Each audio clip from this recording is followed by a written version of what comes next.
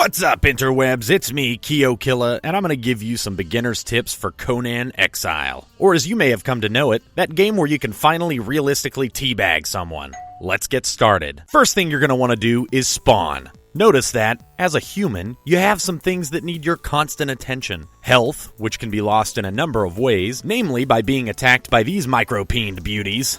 Yeah, I'd be angry too. Your stamina, which depletes by sprinting or performing any physical action. Thirst, which you'll keep at bay by running into water and pressing E repeatedly or having a water-holding device that you can fill and use later. And hunger, which, you guessed it, you need to eat to stay full. After that, you've got your experience and weight limit meters. Obviously, as in most survival games, the goal is to survive. So you're going to want to keep the first 4 meters as full as possible at all times. As you begin your journey, you'll start with nothing. So you're going to want to pick up any sticks, stones, and shrubs that you may see as you traverse the starting path. You can mash the E key repeatedly, or, to save your keyboard some stress, just press and hold the E key down, and you'll continuously harvest anything that can be picked up while aiming at it. After you collect enough plant fiber, branches, and rocks, you'll want to craft each of the basic items that you have access to from the beginning, except for the altar. We're not going to worry about that in this video. Okay. Having the clothes provides you with some insulation, as well as meager protection for your dangles. The pickaxe will make rock and wood collecting much easier. By the time you've collected enough items to make the basic recipes, and you've crafted them, you'll have gained enough experience to at least level up once. How you spend your points depends on what you want your character's strengths to be. But when you're first starting out, I would suggest dropping a point or two into survival to help stave off the thirst and starvation. And then head over to the Learn Recipes section to use a knowledge point on some new recipes. What's nice about learning new recipes in Conan as compared to other survival games is you learn an entire crafting family of recipes per skill point rather than just one craftable item. For instance, you're going to want to drop the first knowledge point into Apprentice Craftsmanship, which will then give you the recipe for a stone hatchet, twine, which you'll use in a number of recipes, and a bedroll, which will act as a respawn point when you die. And you will die. A lot. If you follow the jankety-ass road that you initially spawn on, you'll reach a lush oasis that not only has lots of water, trees, rocks, and animals, but it has plenty of things that also want you dead.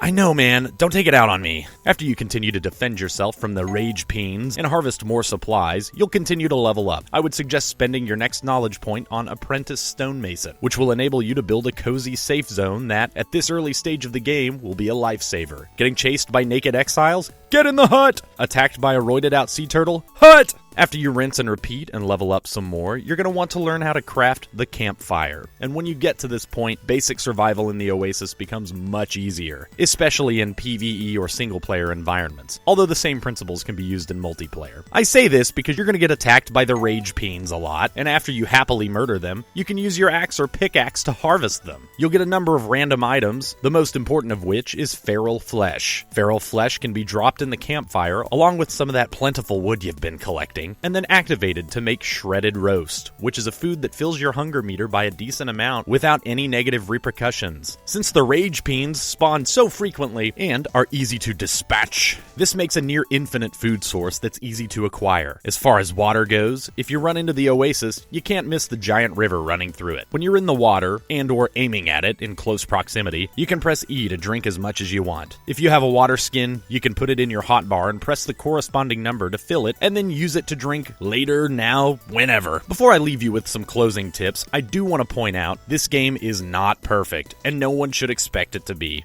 It's an early access title, and as we've seen in the past, you're essentially just paying to beta them as they continue to perfect the game and implement content. Within the first day of launch, 3 patches were released to address a number of issues, and Funcom has a list that's easy to find that outlines what they're planning to implement and when they're planning to add those features. And yes, while you're gonna see naked men Fred Flintstone down a f***ing hill, there's plenty of fun to be had here. The multiplayer is what's suffering the most at this point, namely the public servers that are having some rubber banding issues, but on local networks and single player, you can enjoy a mostly lag-free experience. Also, the game is pretty well optimized already and runs smoothly all the way up to Ultra, which is impressive considering when Ark launched, when I was using a custom-built $2,000 beast of a computer, I could barely get 20 frames per second on low to medium settings. Oh god. Anyway, here's some mini tips for you. Always collect. Hold the E key down and pick up as many items as you can, especially since, when you've got a weapon or item equipped, you can still harvest items off the ground without unequipping them. As you level up, you won't be able to learn how to craft a box until level 5, so I would suggest using your campfire as a makeshift storage to stow extra stacks of heavy rocks or wood, or really anything that's a weight burden. Avoid groups of NPC exiles early on. Until you can craft a sword and shield, or a bow and arrows, you'll only want to take on exiles one at a time, and even then, I would suggest having a home built first so that if you're too weak to fight and it starts going south fast, you can run inside and close the door until your health regenerates, so you can come back out and hack their f***ing legs off. To use the arrows with the bow, place the bow on your hotbar and then drag the stack of arrows directly onto the bow. As far as I can tell, that's the only option. When you spend attribute points, try to focus only on a few attributes rather than spreading them out evenly. But if you want to experiment, you can always reset them. And that's all! This information should help you start your journey as an exile. If you have any questions about the game, even if I can't answer them, put it in the comments below and hopefully somebody else that's watching can help you out.